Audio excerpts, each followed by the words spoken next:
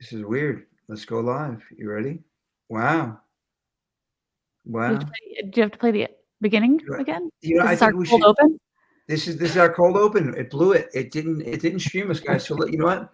He used to drink a lot. You guys, can you pick a harmony? Danny, give No. it a try. Ready? Come on, ready? He used to drink a lot.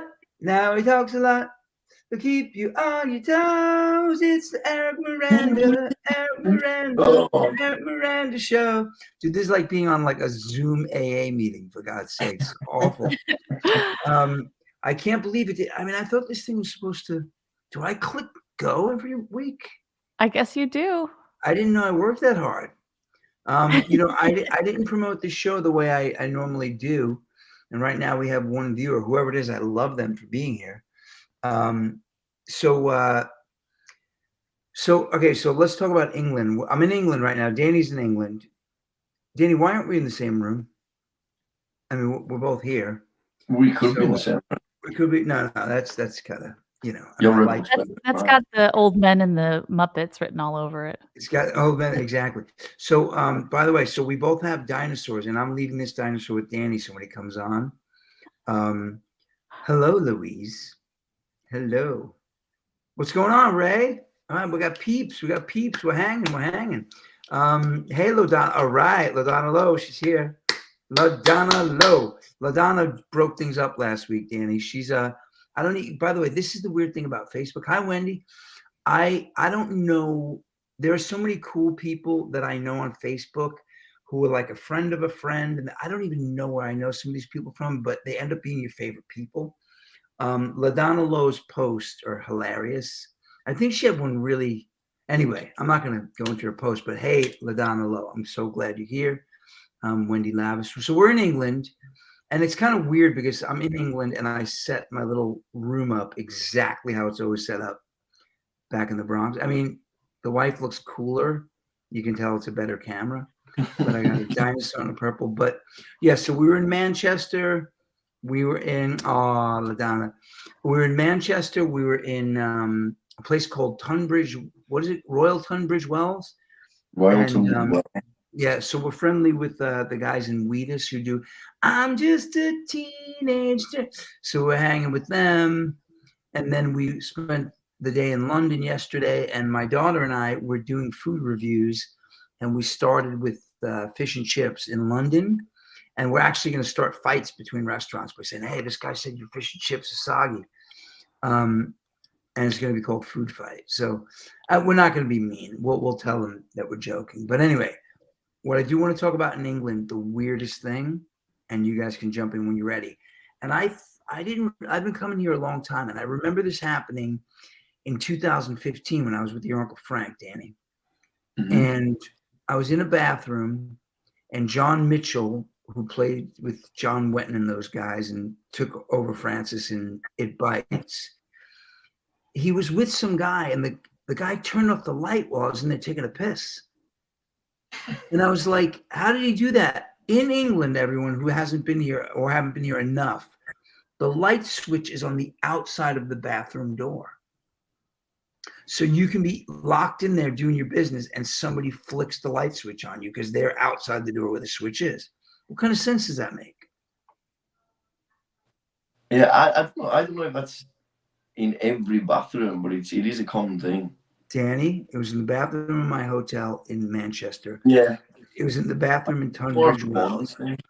It was in wherever I was. It was in Oswestry. It was in Cambridge. It was in Oxford. Ugh. Yeah, it's fair enough. It's pretty. But what do you think is? Do you say etymology? What someone wanted to die? Oh, wait a minute. Someone wanted to die. I don't get it. I'm assuming that means like that's yeah. Yeah. Like, that's some hostile crowd. Yeah, but and it's also hostile, SOS or HOS. Yeah, it's all right. As in hostility as well. That's right. So, but like, so yeah, I know. Like Pat, right? Patty, do you go to Greece a lot? I know you're Greek. I mean, look at her middle name; it's amazing. Electric outlet too. Well, I have. I have the little adapters, because I bring all my American crap like my computer. But the thing But that's that's not the interesting. weirdest thing about European and No, it's not. It's bathroom. not. Well, the bidet is the weirdest thing about it. No, it's the weird, stretchy, scratchy toilet paper. Yeah, that is weird too. It is a little bit like no, but you know what's especially weird? for Americans who are used to like the Charmin, you know, Yeah, but then clocky, you know what? So Jesse's not here, and you start doing poop stuff. I guess. Hostel the movie. Sorry, Mom. Not funny anymore. Yeah. So check this out. So I just realized where the bidet came from. It's always raining when I get to England. It started somewhere in Europe. Somebody said, "Hey, we have a new thing. It blows sunshine up your ass." And when I got to England, it just started blowing rain up my ass because it's been raining since we got here. All right, so you kicked off the show here with our cold open, but I think you have to introduce Danny to the audience. Okay, so Danny done it. So same John Wayne toilet paper. Right? It's like that's like a cold shower. All right, so Danny Dunnery. Danny and I met at a charity event in Northern England that I was doing with his Uncle Frank when he was 17. I should have shagged you while I had the chance, you little brat. Oh my goodness. So, wait, am I apologizing to Sheila, Danny, or everyone? So I met Danny in a charity, and hey, what's up, Denise? Woo! Denise in the house. So what happened? So Danny and I met when he was 17 at a charity event. He was performing. Were you performing? Yeah, you were singing backup on some stuff. And did you and Goosey Tyson play? Yeah, you did something with Dory, right? You did something with Dory Jackson. You did Alison Krauss with Dory. Oh no, that was the next year. That was with you as well. Oh no, that I couldn't think have been you and Dory did something the first night. I don't remember what it was. So anyway, so then Danny's Uncle Frank was going to produce a record for him, and Frank's pretty busy, and he had some other projects, and I was getting frustrated, not because Frank was doing it on purpose, but he was just busy. And then I just started playing with Logic and some samples, and I started sending Danny and his dad, who's also a really talented musician from the band John and Wayne. I just started sending ideas, and before I knew it, he was over in my studio and doing a record with us, and we've done videos, and we've done so he's run the streets of New York with us and eating bagels, and now I'm here. We're just working on some stuff, and that's the story. And I made the introduction between him and Brendan from Wheatus in hopes of maybe getting to do some stuff together as well. So that's Danny. It's Danny Dunnery from Cumbria. Born in 1997. With no T's. Yeah, there's no T.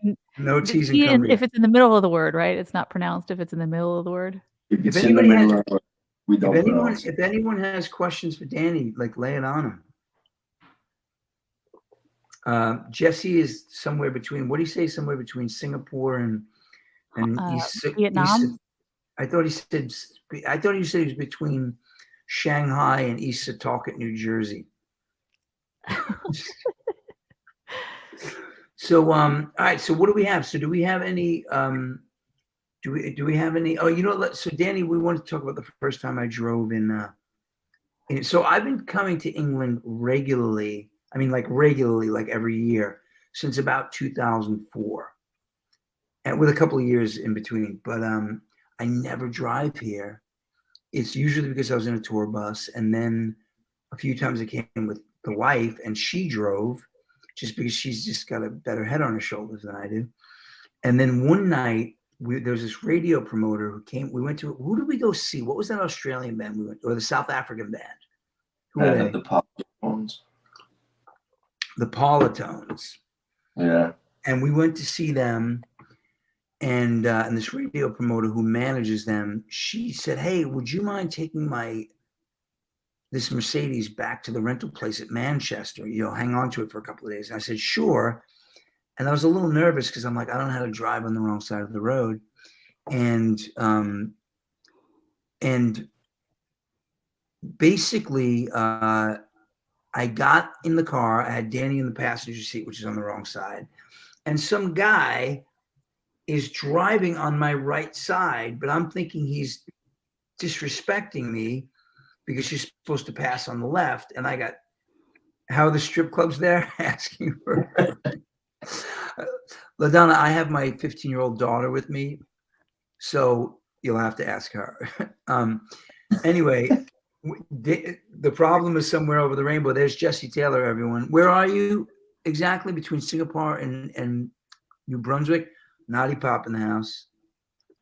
Yes. What's up? What's up, How Naughty you doing, Pop? man? Hey. Oh, asking. Hey, Oh, what's up? Danny. LaDonna was asking Danny about the strip clubs. Danny, lay it on us. The strip clubs? Yeah, in Northern England. Do they call them strip clubs, or are they called like, naughty toddies or something? We don't really have, like, where I live, there isn't really strip clubs. They like We have to go brothels. further away, like into the cities and stuff for them. But our equivalent of strip clubs are just like little tiny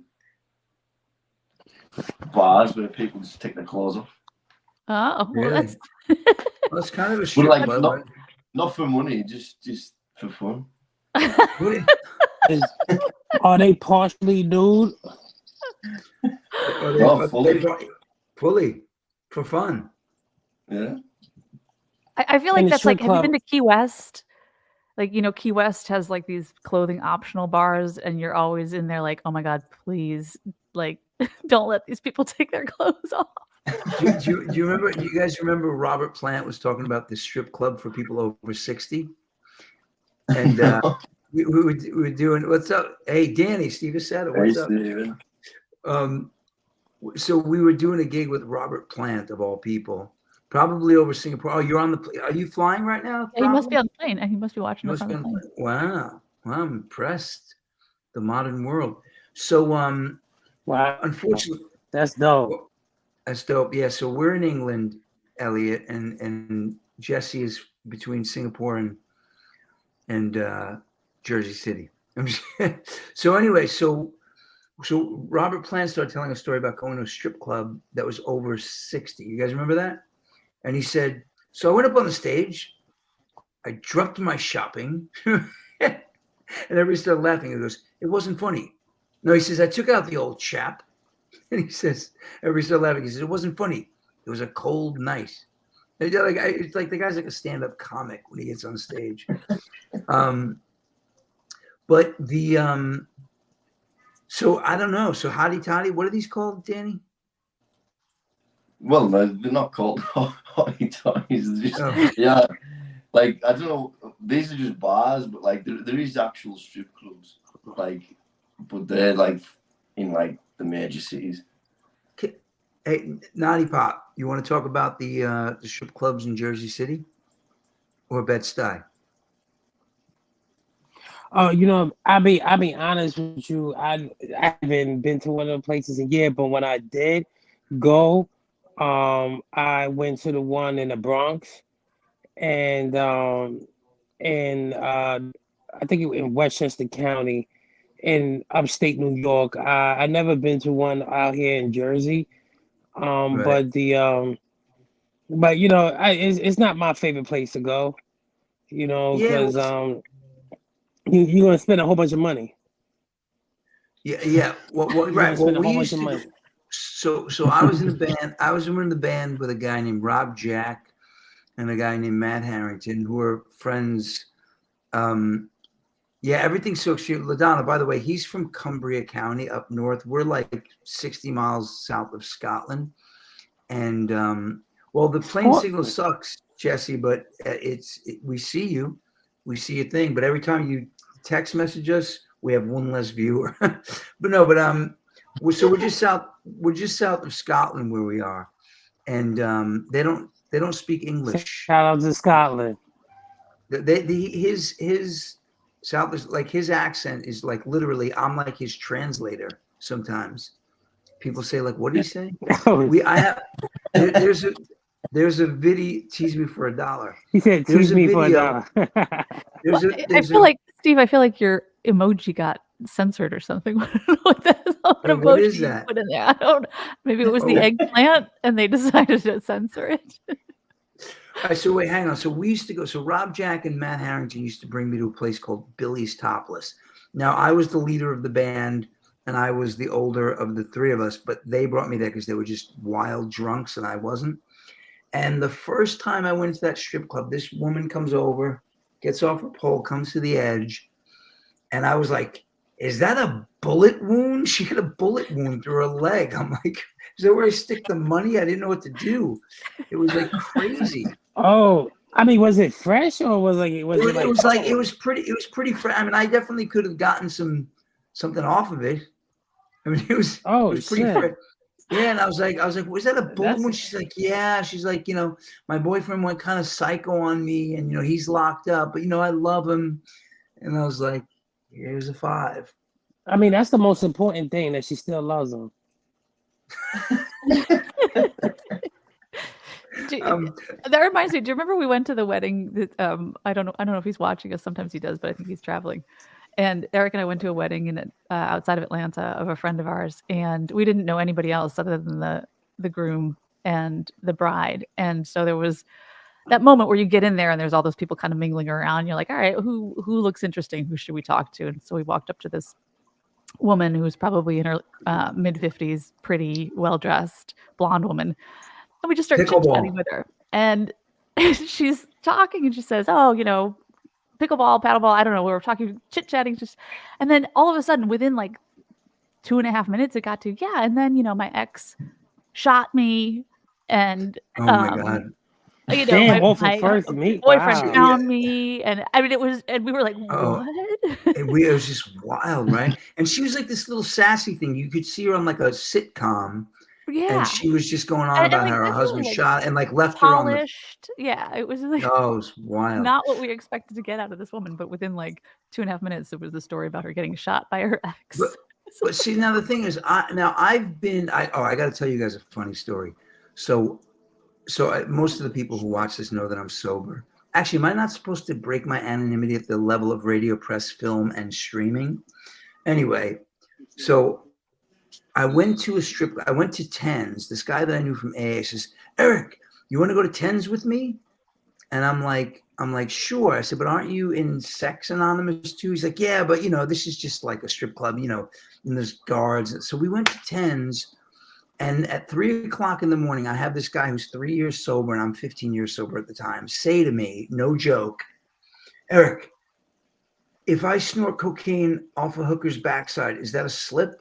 I'm like, what do you mean? He's like, well, I know it's a Sex Anonymous. You might slip after that. He thought in some weird way that since he was a sex addict, that was definitely a slip, but he could blame the sex addiction on the coke addiction. I'm like, dude, if you snort cocaine, you snorted cocaine. You saw someone from high school in the strip club or stripping, and we need a name now.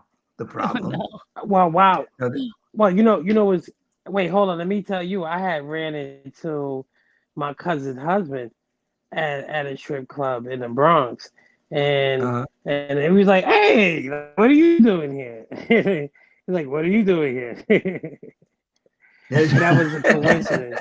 So you never know who you're gonna run into there. You might run into somebody. But I think Jesse, who's undercover as the problem because he doesn't want to be Ian. Ian, I think he's saying that somebody was stripping. Now, Jesse, if you give me initials and I start guessing, Bare Necessity, Chris Fabris. So we had to play. Now, Bare Necessity was almost like, Chris, you mean flapjacks? Okay, I was just gonna go there, Joe. So we had a strip club in our town called. By the way, I got to tell you all something. Most of the people on this show, like watching right now, who are from the town Island Park that I'm from, we usually tell people we're from Long Beach, not because we're in denial, but because nobody knows what Island Park is. We literally grew up on an island between Oceanside, which is the mainland, and Long Beach, which is another island. We grew up on an island. The whole thing is surrounded by water. And guys, do we acknowledge Oh that wow. enough? People from Island Park? Yeah. So we grew up on an island, and we had, God, how many bars did we have? I mean, if you go from the north tip of the place to the south tip, it was, I don't know, the population was just a couple of thousand people. And we probably had 3 bars per person. And we had Bare Oh Necessity, wow. which Bare Necessity was close to Billy's Topless.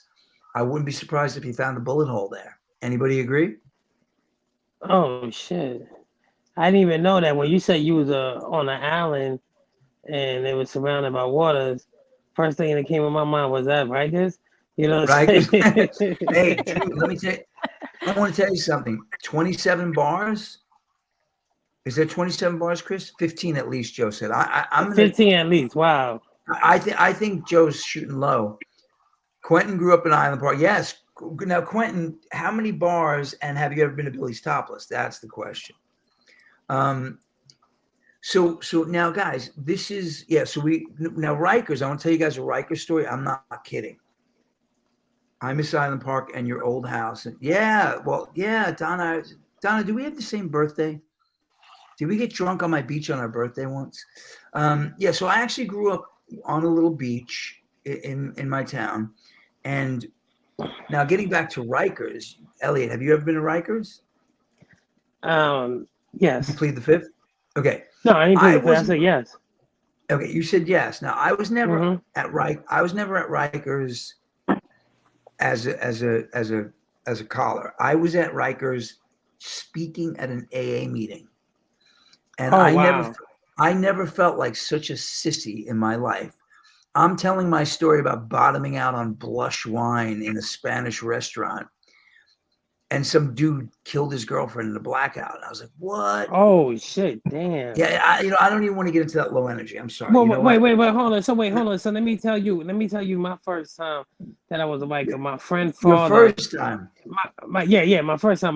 My friend's father was a correction officer, and they was having a talent show, and his sister was one of the participants, and she went to go sing there, and I'm like 14 years old, and we go there. It's a great talent show, and I guess they use the inmates to help set everything up, and it was just like it was a nice experience. They fed us, and the correction officers, they was all nice because we was the family members of the correction officers, and it was a great talent show, and I was just talking to like some of the inmates, and they would tell me, yo, this is a bad place.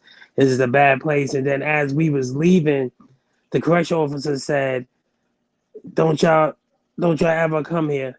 You know what I'm saying? Don't ever come here. I was about 14 years old when I made that trip. Wow. Is that the only time you And went then there? I didn't listen to him 2 years later. No, then 2 years later I ended up visiting. Did you run into him? Later. 2 years later. No, I didn't run into. No, I didn't run. I would have been embarrassed, but it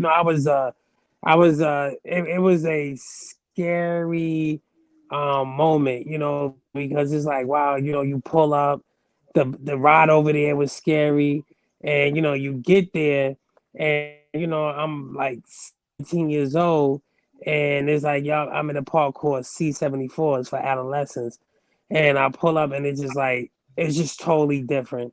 Like, this is like, I'm Yeah. like, yo, this is the real deal. And then so Yeah. when I get to a housing unit, there was a guy there, and he was acting crazy. And so in there they have like a place on the wall where you put your hands. It's like a picture of a hand and then like feet. So you put your hands and your feet Yeah. there. Right. And this guy was acting out. So I know the CO told him. I saw the CO put gloves on, and I told him to put the hands there. And then all you hear is, "You want to be crazy?" And then he would just punch him in the side, punching him. And you hear the guy screaming. And then when the guy came back, he wasn't crazy anymore. That's called beating some sense into someone. Yeah, that's called being some sense. So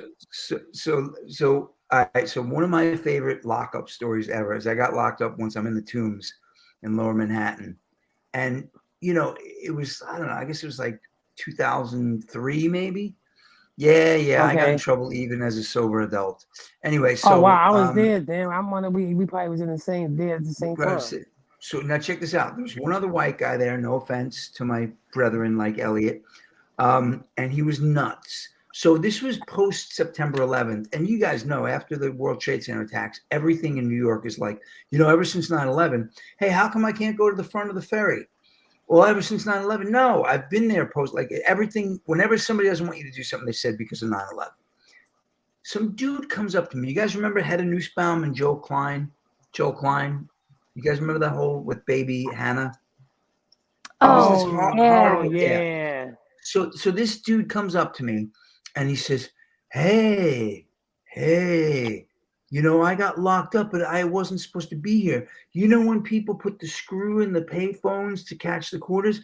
Well, I was unscrewing it so people could get their quarters back. I'm like, yeah, man. I'm like, and I thought, that's actually a good defense, but he was totally nuts. He said, so we're trying to kill Joe Klein, by sending him cigarettes in prison so he'll get cancer. And I was like, what? He's like, yeah. And, we used to go on the subway and we'd tell people what we're doing.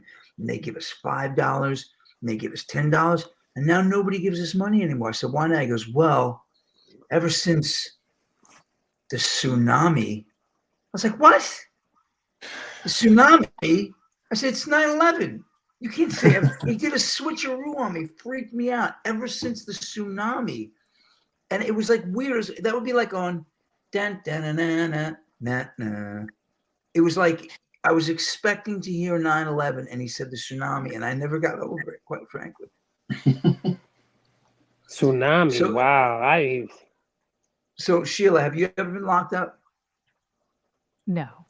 No. Now I once barely asked. got No, detention. absolutely not. Did you ever get detention, You got Sheila? detention. Do you know what I got detention for? I got detention 3 times. One was for not wearing socks. We had Did you go to Catholic school? Yeah. You definitely deserved it. One was for getting caught in a snowball fight in the parking lot after school.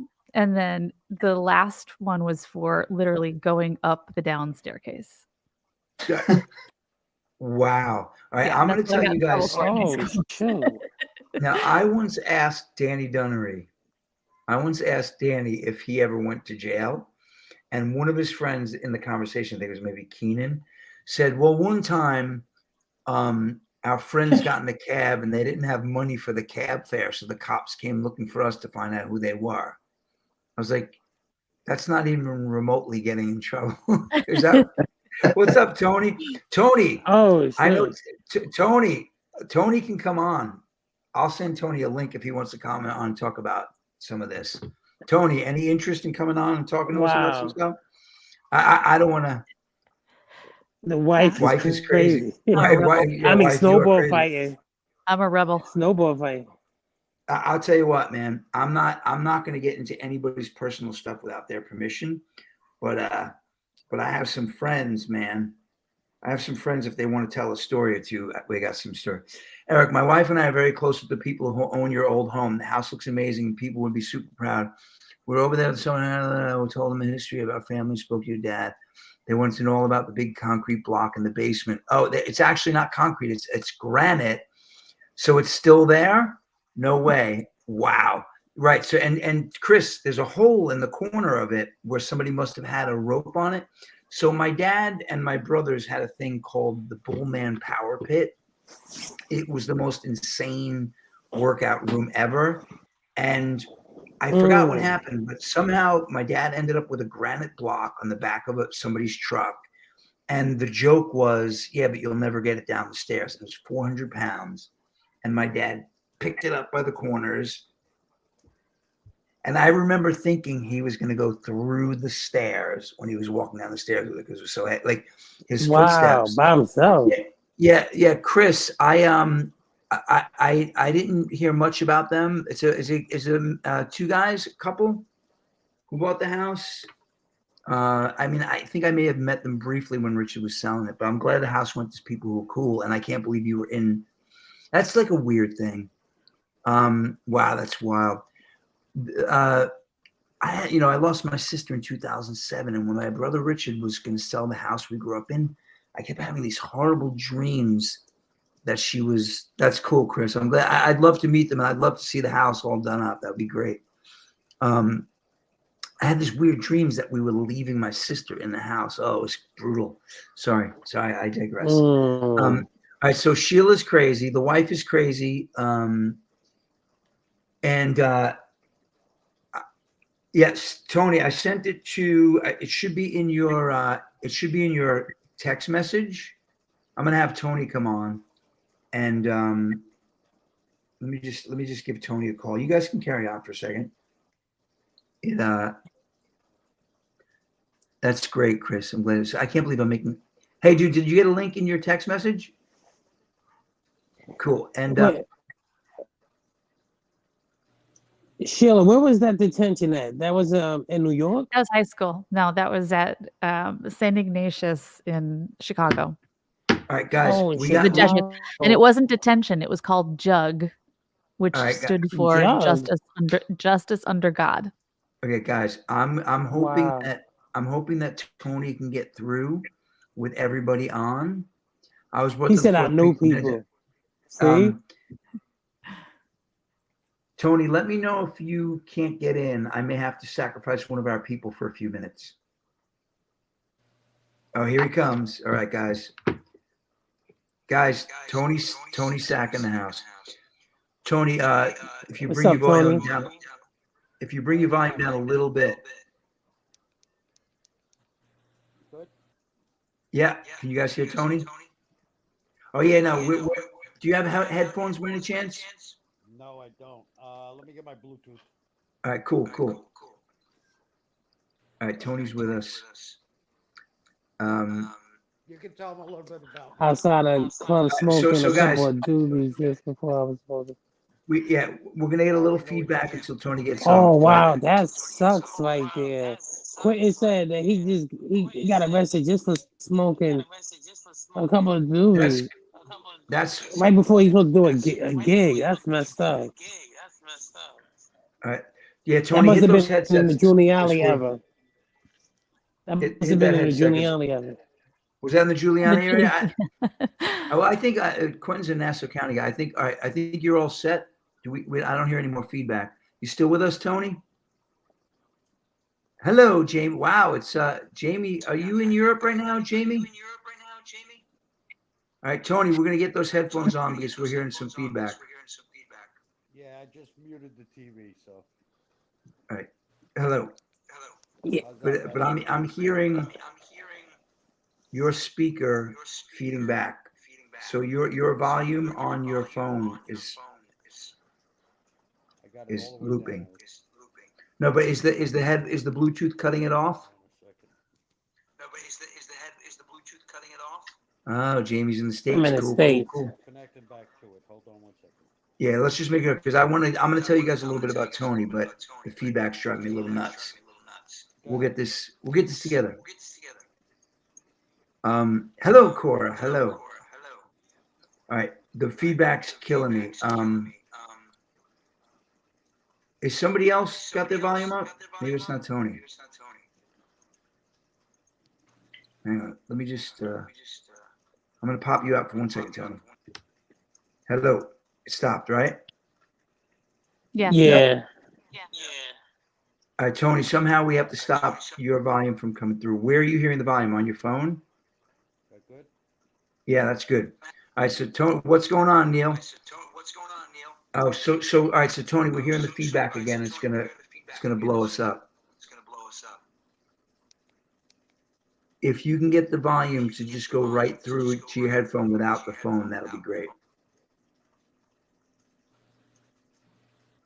Let us know. See, now Tony's got it muted, so it sounds good, but so this is what we're going to do. Tony, can you hear me right now? Just shake your head, yes or no. Okay, so what you do is you leave it muted, and then I'm going to ask you questions. So I can tell a little bit about your story.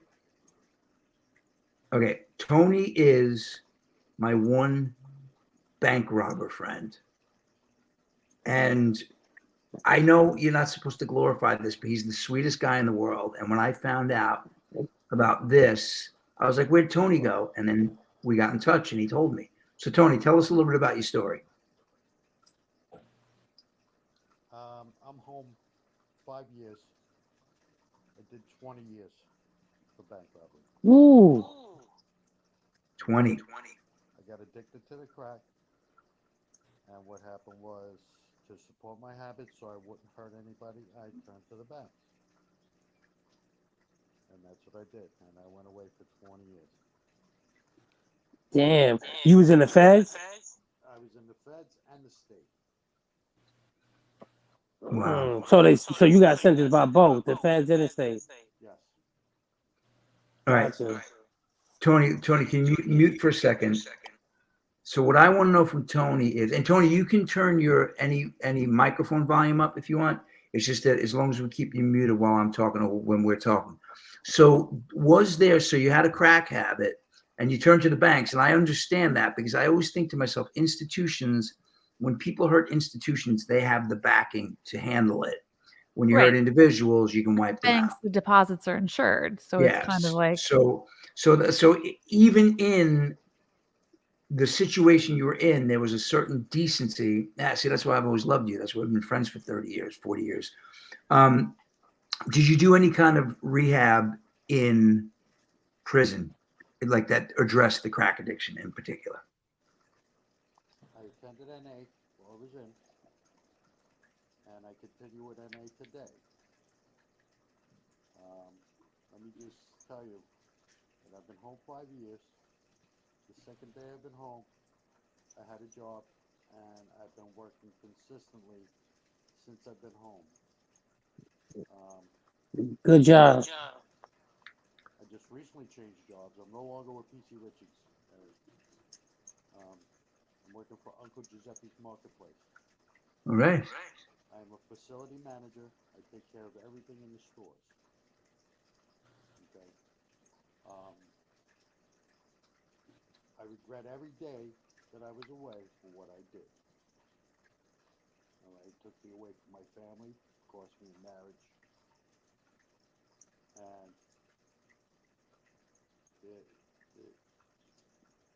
you get a lot of time to think, and you think back on what you did, why you did it, what you're gonna do to better yourself when you get out. Don't get me wrong. When I was in, I had the best jobs. I worked every single day when I was in. Eventually, I got to a point where I went to a facility. I was working for the Department of Motor Vehicles. You called motor vehicles, you got me on the phone. In prison. Wow. And that was one of my references when I came home that allowed me to get the job with PC Richards. Fantastic. Idle time, there was no idle time. I was either working or I was going to a program. And now, today, I go to a program out east on Long Island where I talk to guys who are in rehab, and I talk to kids as well to let them know where they're going to wind up if they continue on the path that they're going. I've had That's 2 it. heart attacks because of my drug use. I died once and was brought back by a corrections officer in the Nassau County Jail. So he has a plan for me, and you know what? I ran with that. And to this day, I still believe it. That's why I give back. All right. I'm paying restitution back for the money that I took. And I just take it day by day. I don't look to tomorrow because, tomorrow's not a given. Live for today, worry about tomorrow. Yep. And that's where I stand now. And Eric, I got to come in. We got to have coffee again because let me tell you a little bit. Me and Eric, we grew up together. All right.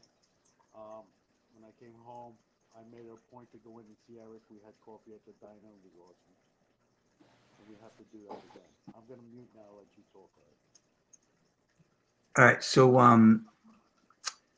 Yeah. So Tony is. I grew up with his family. I know everyone. Yep. Joe Welsh.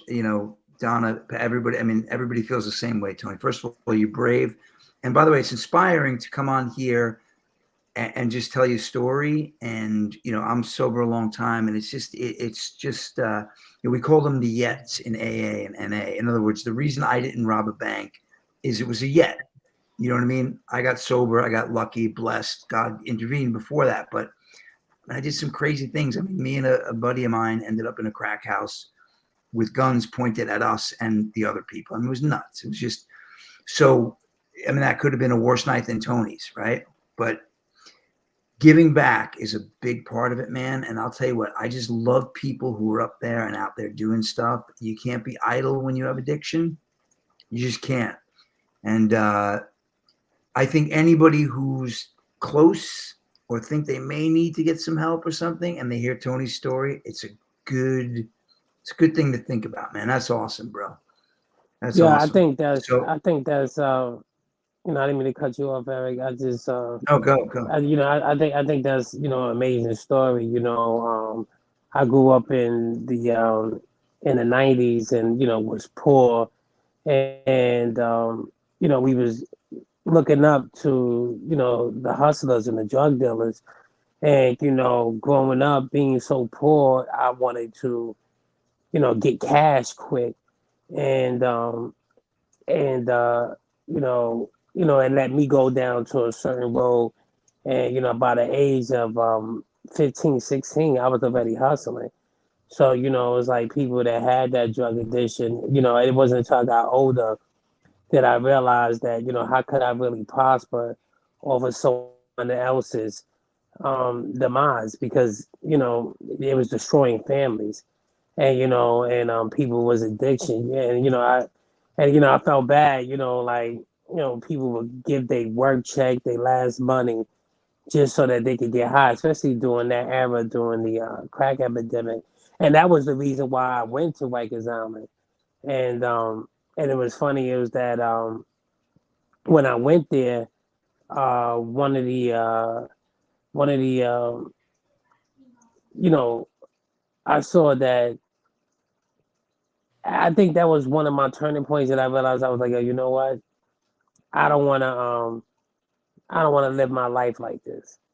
You know what I'm saying? Like, I don't want to. I don't want to get. I don't want to go down this road.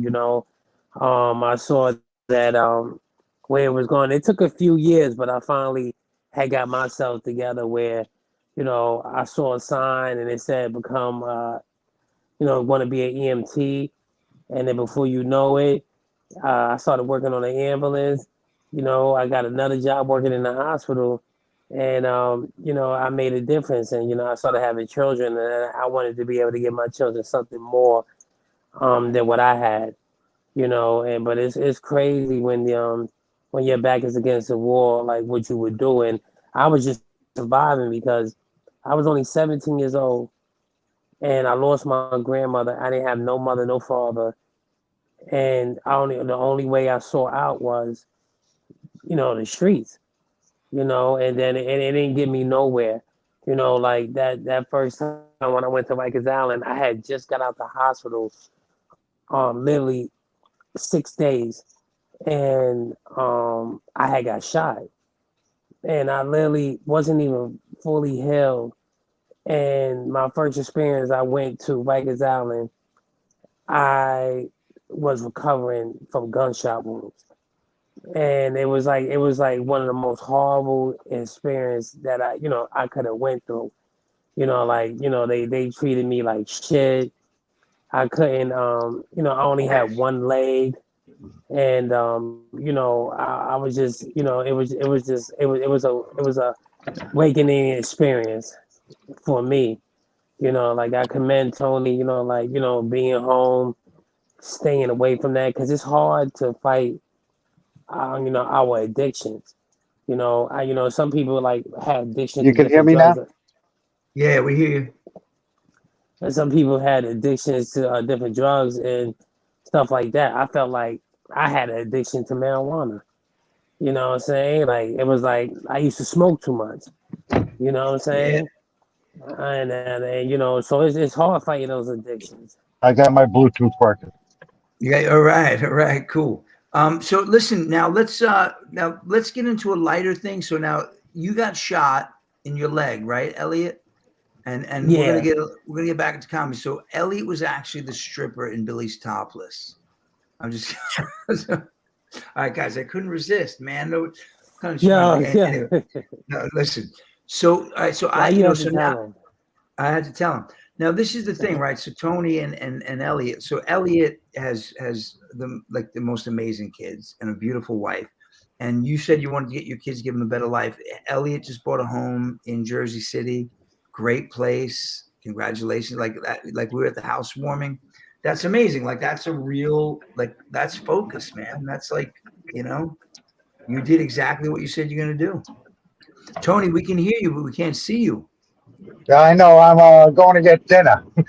Ah. Well, listen, Tony, we're gonna drop the call with you right now. We're just gonna get back to the comedy stuff. But anytime you want to come on, man, real inspiration to All hear you. right. And Yeah, I thank you really, for And sharing with us. like honestly, no, dude, like that's my pleasure. I always. And I'll tell you what, man, we'll talk about some of the other adventures next time you're on. All right. All And right. That link that you sent me, I can use that next time you're on. I think so. And if not, you have my number. Just shoot me a text message, and you just Well, pop right in. what's your schedule? What's your schedule? Let me ask you what that is when you're on. We're usually on Thursday nights. We mess with Okay. Thursdays and Wednesdays, but it's always announced. And always just reach out for anything you need, Tony, for real. God bless you, All my right. brother. What? Thank you, and good talking to everybody. All right. Stay strong and Stay stay strong. Thanks. positive. All right. Thanks, man. I appreciate it. All right. I'll All talk right. to you later. Bye. Peace. Wow. Yeah, good for him, man. That's awesome. Tony. Yeah. So I grew Yeah, up with that's his whole amazing. family. I grew up with his like a big family, and you know, I'm on Facebook here. Yeah, unfortunately, he lost a few of his brothers recently. His brother Chris and I used to, you know, we used to have fun, used to get in trouble, and one time his brother Chris and I got no, one time his brother Chris and I got in trouble, and the cops wanted Chris to rat me out, and he just wouldn't do it. Like they were just leaning on him. Wow. I was I was the bad guy in that one. We were both bad guys. It was nothing major, but we got in trouble, and his brother Chris just wouldn't. And he lost Chris a couple of years ago. He and I were like reconnecting on Facebook and stuff, and he passed away. But my dad just loved Chris. You know, my dad was in law enforcement. He was a federal marshal, and he was a commissioner of Baycons, all kinds of stuff. And he, what's up, Lisa? What's happening? And so my dad was in law enforcement, but he just loved Tony's brother too, because he's like, that kid just wouldn't break. They wanted me so badly because Wow. they wanted to embarrass my dad. You know, it was like his rivals and stuff. And Chris wouldn't break. Gotcha. You know what I mean? That was some like fucking G. Gordon Liddy shit right there. All right. So what else is going on? All right. So all right. So I was driving the sports car in Liverpool. We were in Liverpool, right, Danny? Yeah. So we're in Liverpool, and I know I just did Eric's segue. We're in Liverpool, and this guy drives up on my right, and I'm thinking it's a no-no because you don't drive up on the right, you drive up on the left because we're American. He drives up on my right. I'm like, what the F with this guy? And I hit the gas, and this is like wasn't a Mercedes sports car? I think it was a Mercedes. It was like this. The thing had a jet engine, and I went, bah, and I passed this guy. I'm like, son of a bitch. It was a freaking English Oh cop. shit. And Wow. Danny and this other kid like, dude, you just cut off a cop and flipped him the bird. And I was like, yeah, I guess I did. And they're like, all right, laddie, what's the big idea? And I was just like, well, officer. And this is the funny part. Danny, you remember what I said to him? Yeah. He said that his excuse for going literally like 90 miles an hour was that he's never drove on that side of the road before. He literally sucked me into my seat. We were going that fast.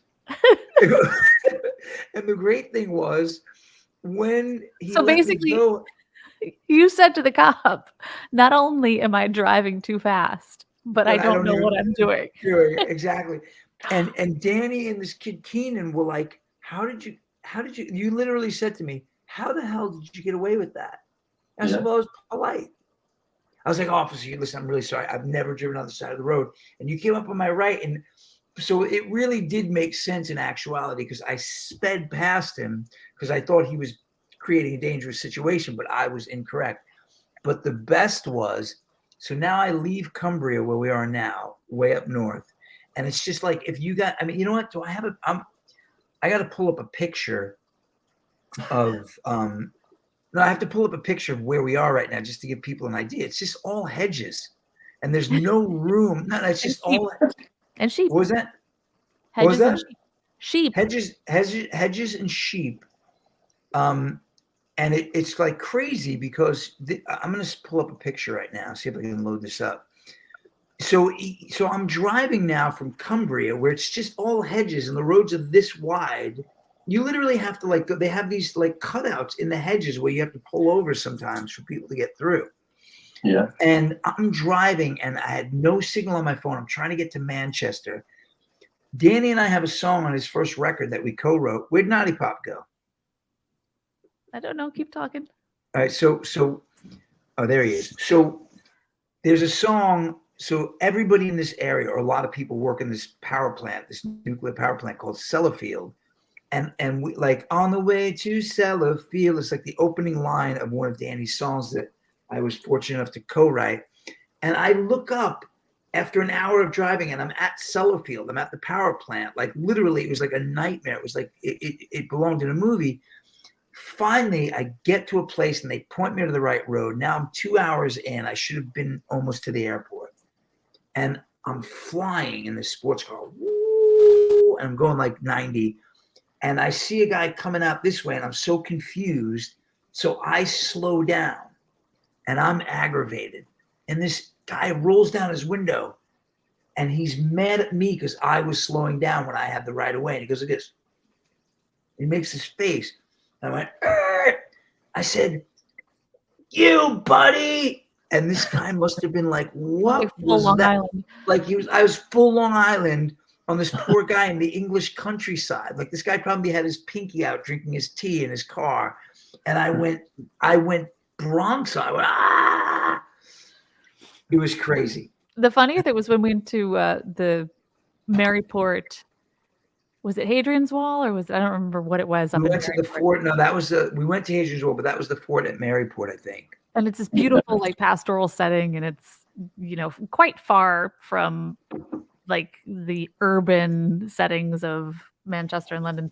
And so we're up there, and Eric's dressed the way he dresses and talks the way he talks, and he's talking to the custodian in this place, this older English gentleman. And they have maybe like a 5-minute conversation, and then Eric goes to the restroom, and the custodian comes up to me. He says, "Excuse me, where in the States are you from?" I said, "We're from New York." He was like, "Oh, I thought so. I could tell your husband, like from the films." Oh, Yeah, shoot. But that's like, but honey, he wasn't from London. You just made him from London. You're like, oh. I don't know how to do the Cumberland accent. No, I'm just kidding. No, that was pretty good actually. I love this one lady. My cat ran away, and I get really sad when she runs away, and I like to eat when I'm sad. I hope she comes back. When there's no context with that. It's like No sense. Danny, where exactly you from? It's like just below Scotland, so like northwest, but maybe like an hour away from the border of Scotland. Okay. Yeah, Kelly John and I are kind gonna of go to Kelly John and I are gonna go to Scotland. I went on Saturday. Is that when I got the tickets for? Yeah. So Kelly John and I have been reviewing food. Oh, Tony's back. What's up, Yes, Tony? I am. Yeah, Tony, Right. we're on to comedy. We're off recovery, on to comedy. All right. But I could tell you some comedy stories from when I was away. Well, so we're talking right now about accents and Oh, so I just wanted to tell you. So my daughter and I are reviewing food. We reviewed fish and chips in 2 places in London. We're starting this little thing called Food Fight, and we're going to Scotland. Do you guys know about deep fried Mars bars? Yes. We're going to Scotland and we're going to eat deep fried Mars bars, and we're going to pick 2 places, and we're going to review them. And I think, but the problem is, a Mars bar is 240 calories. A deep fried Mars bar is 900 to 1200 calories. Damn, for one? And what's One. Mars? Is that a candy bar? Yeah. Yes. Yes. They deep fry it. Now, Eric, Yes. Yeah. I just want to tell you this. The money that you're spending to go to Scotland, you can give it to me and you can come to my house and I'll fry the Mars bar. Well, the truth is, I just happen to be here right now. I definitely would not do that just for that. But have you ever deep fried or had a deep fried Mars bar, Tony? Yes, I have. I've never had one. Well, What you've was had that? deep fried That's Oreos? interesting. I've That's- I'm never gonna have to had. Google very- that and see. Midwestern State Fair kind of thing. I've There's never a lot of had. deep fried guys. candy bars at like the Wisconsin State Fair. I've never had a deep fried Oreo either. So last week we talked about the candies that bring us back to Wow. our childhood. And so am I the only person here who hasn't had like a deep fried Mars bar? I have I not. have- I never had it. Now, Danny, you're 1 hour from Scotland, and it's like a tradition there. How did you not end up having a deep fried Mars bar? I don't know. I don't know why I've never had one. I just never have. And you're not going to be with us. Yeah, blood pudding. No. Yeah, so you're not going to be with us on. I'm just going to show you guys. You ready? This is what you drive through on the wrong side of the road. Fried Oreos are very popular there in Florida. Yes, I haven't. I've been in Florida for like most of the past month and a half, but I've not had a fried Oreo. I'm also a little bit of a weirdo when it comes to eating sweets. But okay, you guys ready for Cumbria? You ready for the roads that we drive on? Oh wow. Yeah. So you literally see that little cutout right there? That cutout on the left, that may be a driveway, but like you have to pull over so the crazy bastard coming down the road can. It's crazy. Good passion. So I was doing that like 90 miles an hour. And What's so the guys, speed limit? what's the speed limit here, Danny? It's in kilometers, right? The speed limit on No, those back roads are 60 miles an hour. Oh, is it? Oh my 60 God. Are you miles doing backwards. 90? Like you couldn't, Guys, you Are you couldn't. trying to? On a lot of them, you couldn't do 60 on the really small ones, but they are 60 mile an hour limit. Yeah, That's terrifying. Yeah, it is terrifying. Hey, by the way, where did Jesse Taylor? Jesse, are you still on the plane? Can you No, still hear us? He dropped off. He dropped off because I wanted to give I wanted him to give us the initials of the person who was stripping. We'll have to wait Because, till no, the next episode. Stay tuned for the next episode. I have no idea who that might be, but I don't want I'm to throw in anybody love under the bus. with this river. No. I mean, I asked Tony personally before he came on and told his story if he was okay with it. I don't want to. But we do have some people from Island Park who are still struggling, Tony. And I was wondering. I know that. Yeah, know and that. I was going to invite one of them on here. You know, one of them's been struggling for a long time now, and he's a good dude. You know, this is the thing, right? You grow up with kids. Tony and I were kids when we became friends. Yes. You grow up and you're like, this is a good kid. This is a nice guy. This is a kind-hearted person. And you watch that thing and it's like, you know, and you got to learn to laugh about it. But it's just like some of the things we did as kids, man, it was like crazy. Listen, Tony, listen. did you used to? I'll give you some examples. Okay. I used to bring the railroad gates down so I'd cut off traffic at Island Park with a nickel. Did you Yeah. ever do that, Eric? No, but I knew you did. You were legendary. I used to open up the traffic control devices, especially on Sagamore and Long Beach Road, and leave it on red so that traffic would just stay at the light to see how long they would stay there. This is crazy. I And then mean, we had this is stuff we did when we were kids. Tony, me too, Tony. Exactly. Steven said the same thing. And then we had a friend nice guy. You remember when I think it was was it Richie who threw the bar on the third rail on the track and the arc? One of our friends That's why I threw wear glasses today. because you were with him, right? I did it. I was with Oh, Louis Domena, uh-huh. and it flash burned my face, Oh, and he I had to think carry me off the track. right. And you remember what happened with Richie Noel? Was it Richie? One of them threw the Richie thing on the Nolan, track, yeah, and yep, the arc actually jumped and got him. Like in those, he yeah, let go, and the arc of electricity was so crazy. That's like, what was wrong with and us? and, and that's why Richie Nolan became a welder. Rich, Steve was said he used to touch the third rail. I Yeah, used you to could touch. touch By the it way, without grounding yourself on the other Yeah, this, rail. this came like full circle for Marcus. Said when he was little that he wanted a band, and we said, "Well, what's the band going to be called?" And the band Third name rail. was "Things That Get Electrocuted on the Oh, Tracks." on the tracks, exactly. I thought you were going to say third rail. But no, but see, the thing is, the crazy thing about like when Steve said he touched the third rail, I pictured the kid from Christmas Story.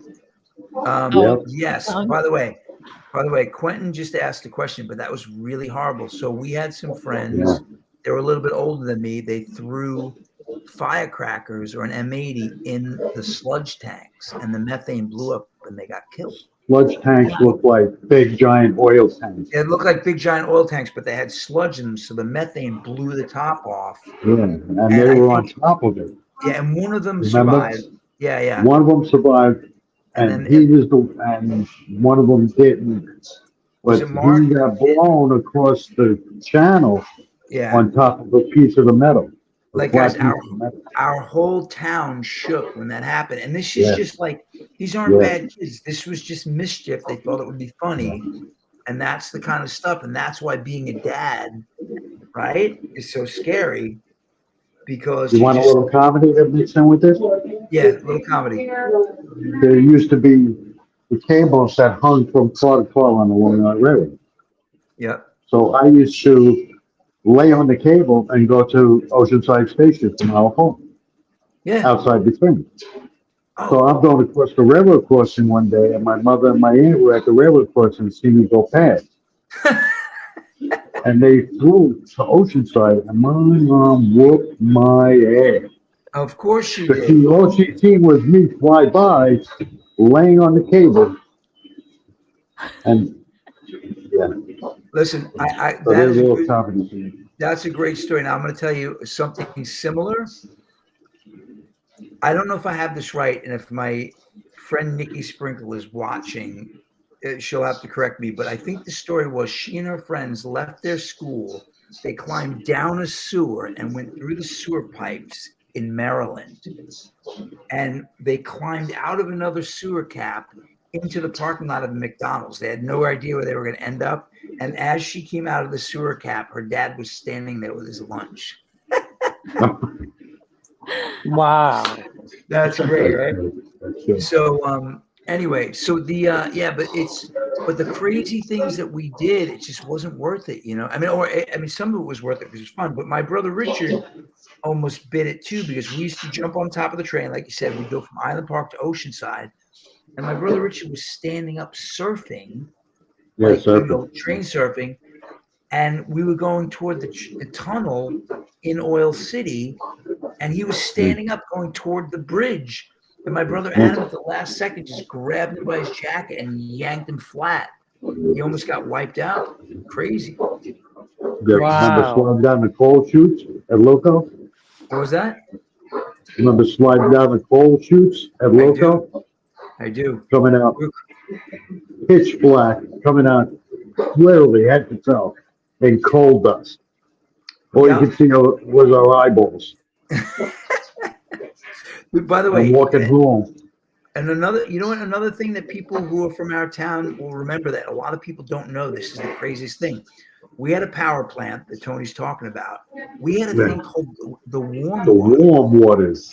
You would swim in the winter. The You would warm see waters. steam coming off the water because it was like a giant Yeah. hot tub in the bay, in the Like saltwater bay. Peter Clambar.